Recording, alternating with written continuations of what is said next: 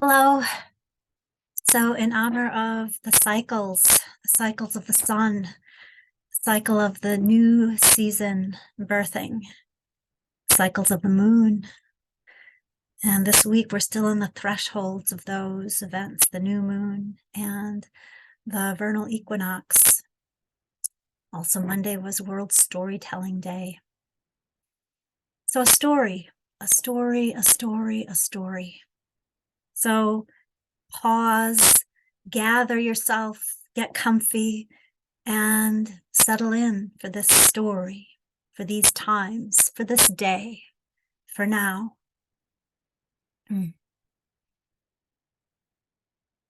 And before we begin, just wiggle your body, rub your belly, breathe on purpose, and let's begin. There was a time, an epoch of paradise, they say, an epoch of flowers blooming, the air fragranced with hyacinth and jasmine. There was a time when the sun, Helios, Surya, Soleil, Grianach, just was there in the sky. The sun's light, the sun's heat was never too much, just enough, just right to create an eternal summer, eternal fullness, or near eternal. And why would the sun just stay in this suspended state of blessing? Well, there were two goddesses, two beautiful, wise, amazing women. One, Demeter, and her daughter, Persephone. And these women, mother and daughter, were so charming to the sun. The sun couldn't bear to look away. So he was there, always wrapped in their awareness, in their space, shining. Now Demeter could remember a time before her daughter, a time ago when all was not paradise. But those times had gone.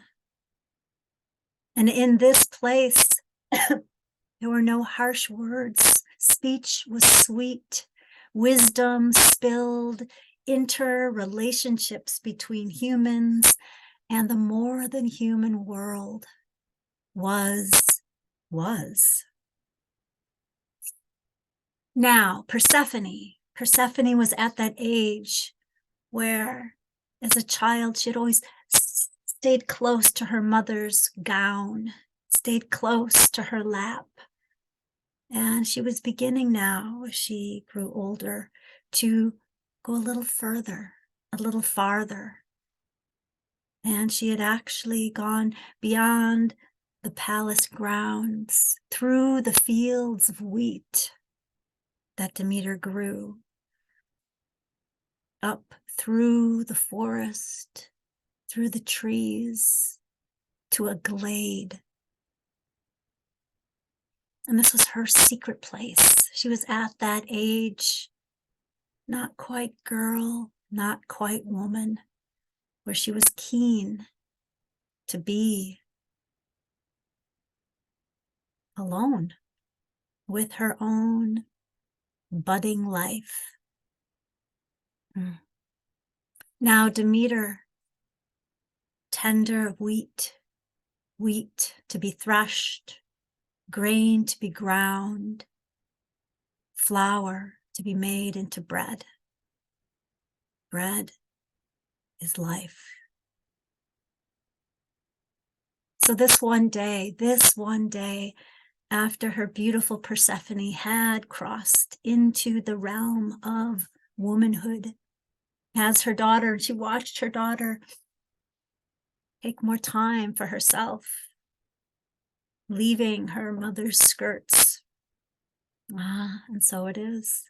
But this one day, as she kneaded the bread, sang her songs into the bread, Persephone said, I'm going up to the glade. Now, Demeter had never been to the glade. This was her daughter's space. She respected that.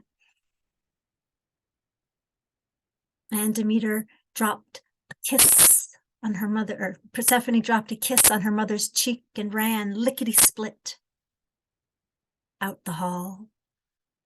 And words bubbled out of Demeter's lips, words she hadn't spoken in years. And she said, be careful. Be careful. This was a world without care. Well, with all care, everything cared for everything. She had never said that. There had been no reason to. She wondered why. And her daughter hadn't heard. She was out the door, through the fields of wheat,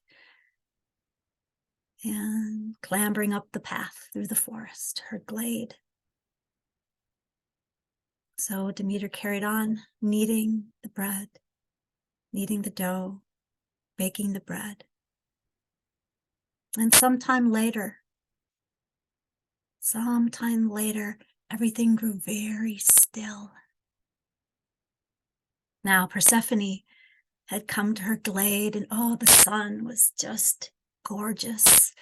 In this special place, this pool of water, so still, so calm, with bulrushes and cattails growing up alongside,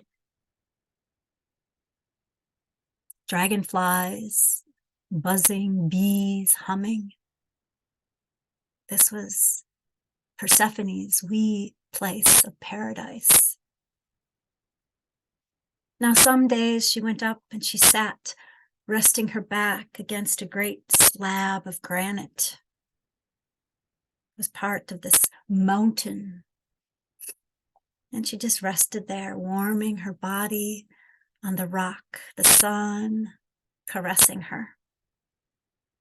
And someday she went down to the edge of that pond and watched the waves, if there were, or just watched the stillness and the reflection that she saw, the sky above. And someday she just closed her eyes and listened to the hum of dragonflies and bees and birds. So this one day, she gazed into the pond. She saw something move under the surface, something shadowy, something unrecognizable, but there nonetheless. Perhaps a fish. She didn't know.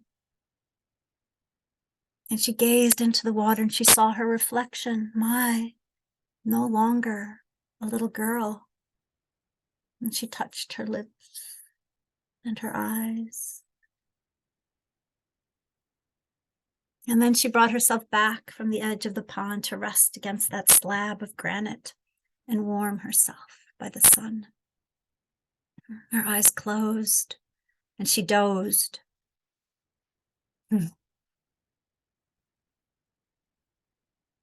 She felt it in her body first, this vibration, the land beneath her, the soil beneath her, moving, trembling. And then she heard the sound, a rhythm, not a bird.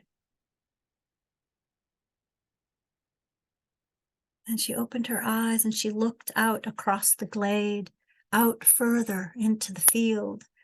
She saw a horse galloping, black as the darkest night. But she didn't know much about nights because the sun was always there, but she had heard of them. And on the horse was a rider. And the horse was riding hard. She had heard of horses. This was a man. She had heard of men. but never met. And the horse came closer. The rider drew up. Dressed in black he was, and dismounted. And Persephone felt her heart pounding a little bit. What was this? Excitement? Maybe. Curiosity? She really didn't know fear, but maybe it was. And the rider strode forward, confident. And Persephone felt her face grow red. The rider was handsome. He was very beautiful to look at. There with the blue sky above, with the sun watching it all. And he spoke kind words, soft words, sweet words. And she felt her body melt and lean in, listen in. Now back, down the palace. Demeter baked. She noticed the stillness. The wind had stopped. And then she heard it through the stillness. A scream rent the air.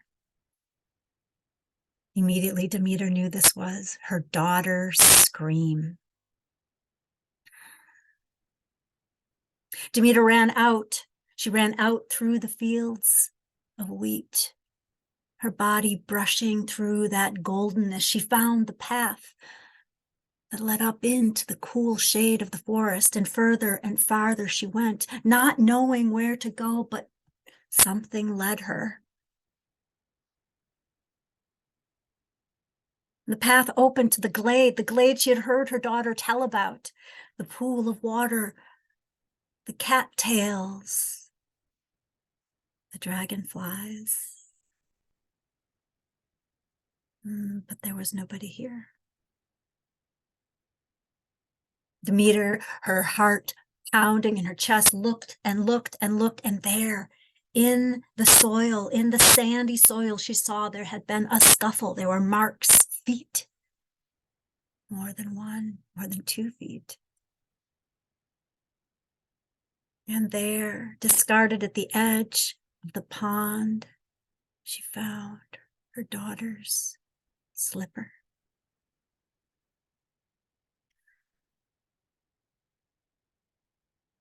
She called out her daughter's name.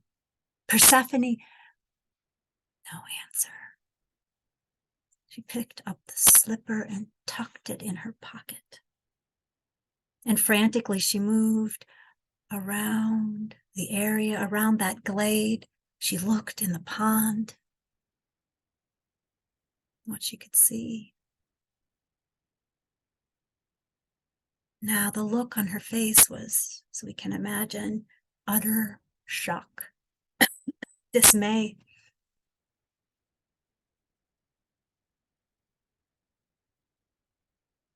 Now the sun, Helios looked upon his beloved's face and saw this shock, this grief, and he couldn't believe his eyes, and he started to back away further. He couldn't bear, he looked away. He couldn't look upon Demeter's grief-stricken face.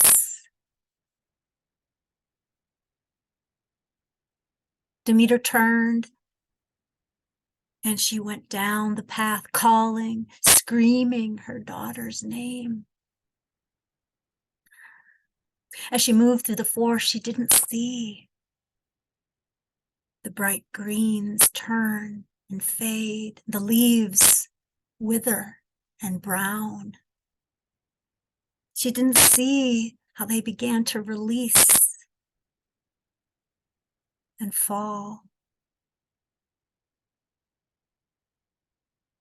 Demeter didn't see as she came out of the forest. She didn't see clouds covering, the sun nowhere to be found. She didn't see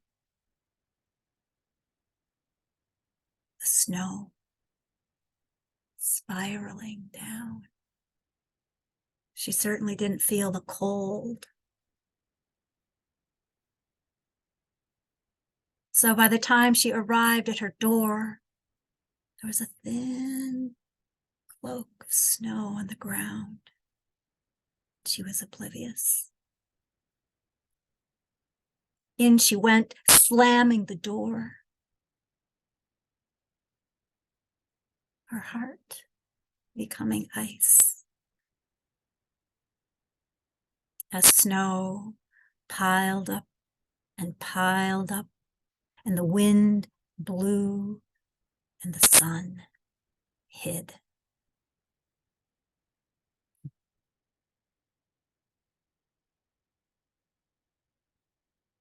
Time passed.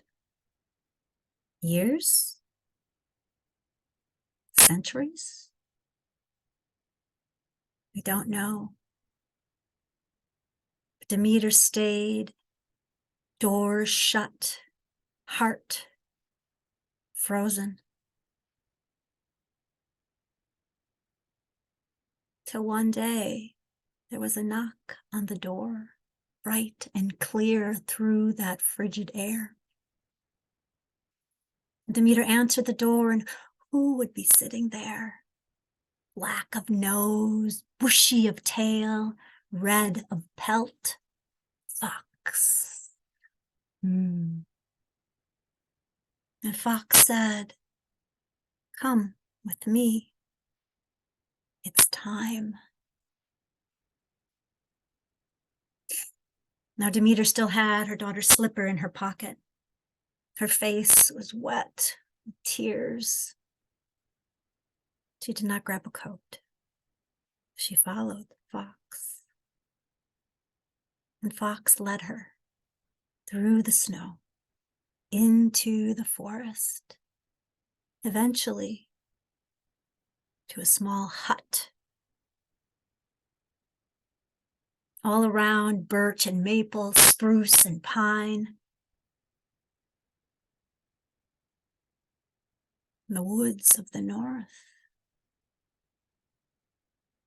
And Demeter didn't notice that all around the hut there was a good 2 feet where the snow didn't touch it. And the fox said, "Knock."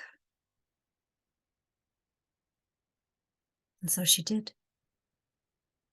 And the fox slunk away, bright, quick.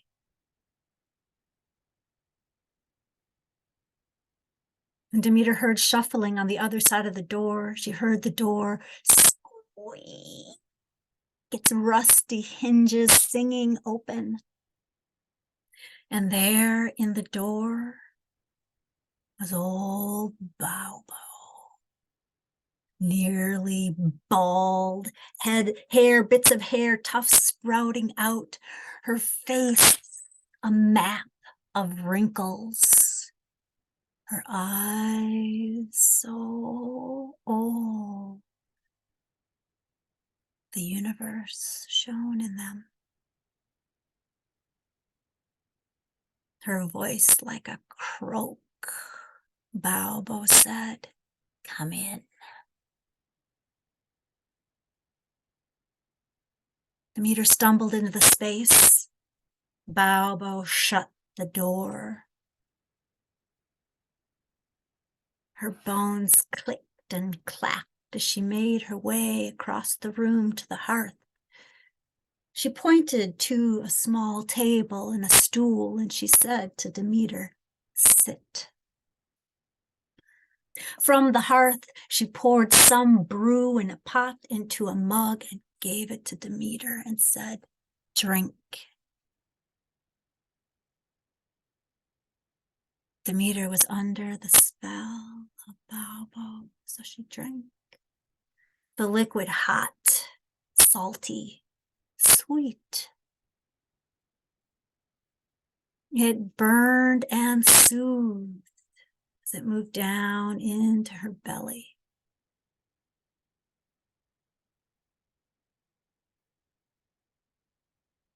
And then old Baubo put a hand on Demeter's back and said, there, child, there. Demeter reached into the pocket of her gown and pulled out her daughter's slipper and slapped it on the table. With such force, the earth shook. And then the sobbing began. Great, hiccuping, thunderous sobs shook Demeter's body. And she wept.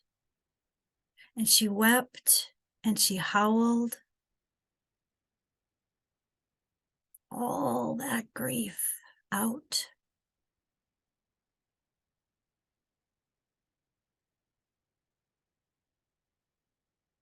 All the while, Baubo patted her back. There, child. Let it out, child. And after a timeless time, Demeter was still.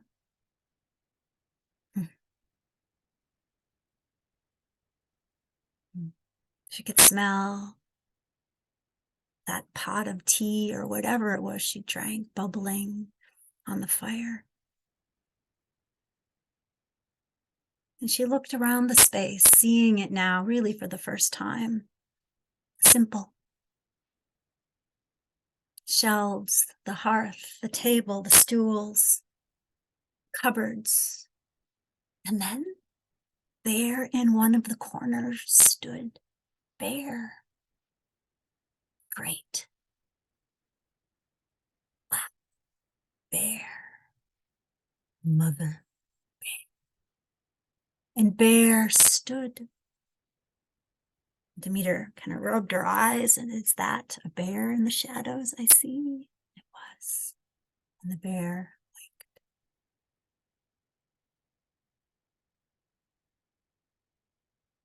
Taking it in, she looked around in another corner. There was Beaver. Beaver sitting there poised, teeth showing out. Demeter noticed above on the shelf there were 2 chipmunks watching her. And if chipmunks could smile, these were, and she saw that. And then the bear began to go side to side, tapping its big paws on the dirt floor. This heavy, steady rhythm. And Beaver jiggled and got excited and began to whap her tail. So Bear and Beaver. And then the chipmunks had found a pine cone and began to roll the pine cone back and forth along the top of the shell.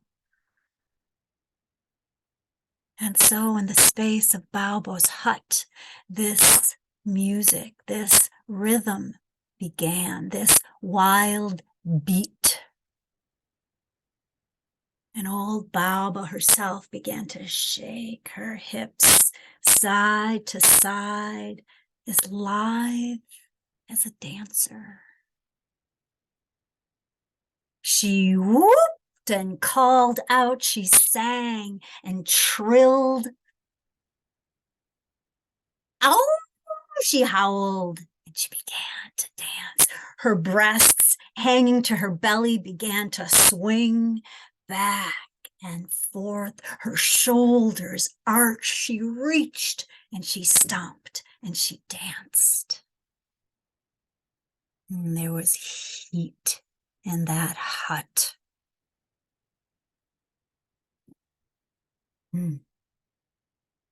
At one point, Baubo reached out her long, bony hand and said to Demeter, "Come." Now, Demeter hadn't noticed it, but her foot had begun to tap to the beat. You know how that is. So when old Baubo reached out her hand, she took it.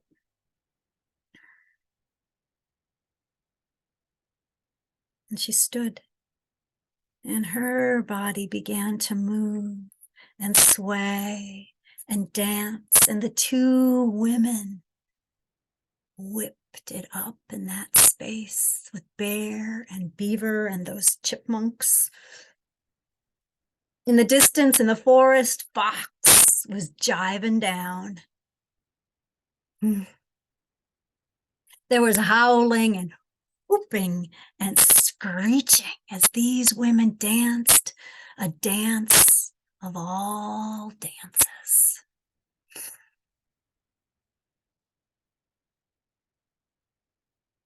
Demeter's heart cracked open, thawing. Now, the two women wouldn't realize this yet, but somewhere, not too far away, Helios, the sun, had heard this strange howling song and the rhythm of their feet and their hands, and turned around, came a little closer, curious. And in through the window, Helios saw these women dancing, their faces lit up brighter than the sun.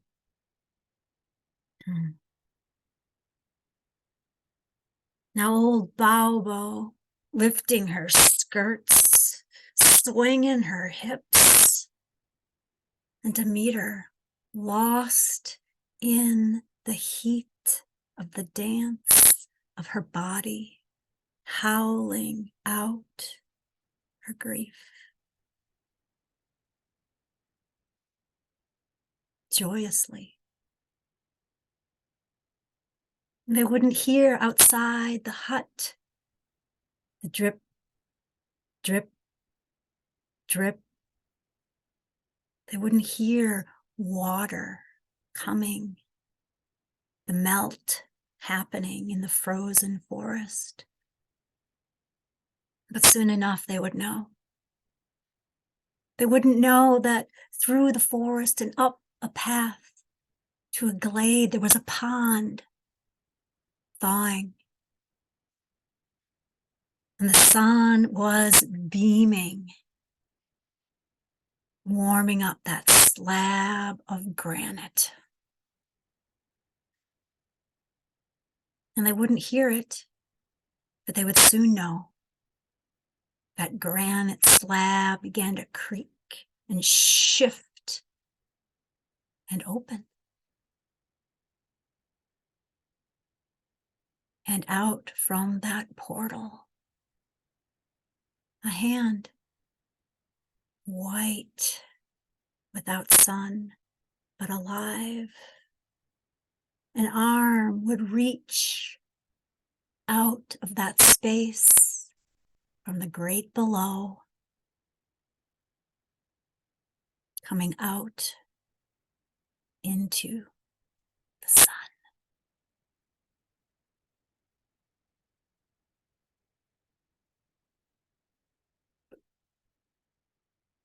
Thank you for listening. If you've listened this far, wishing you a blessed spring to the thaw, to the birth, to the new life.